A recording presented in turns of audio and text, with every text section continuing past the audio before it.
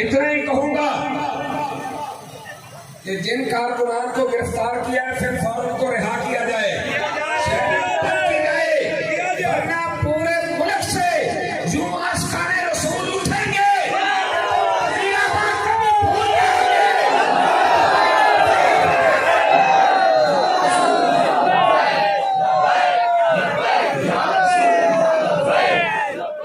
جو ایک مسئلے کی طرف مبذول کرانا چاہتا ہوں کہ آج 3 بجے ایبٹ آباد کے اندر تحریک لبیک یا رسول اللہ پاکستان کی طرف سے میلاد النبی کے جلوس کا اہتمام تھا۔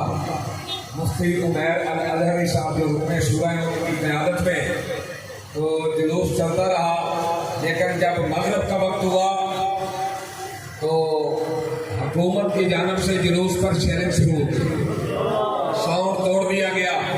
کارکنان کو گرفتار کیا گیا، ان پر تشدد کیا گیا۔ مجھے سمجھ نہیں آتی کہ موقع کوئی عید کا ہو، بقرہ عید کا ہو، میلاد النبی کا ہو، موقع کوئی بھی ہو، یا ختم نبوت و ناموس رسالت پہ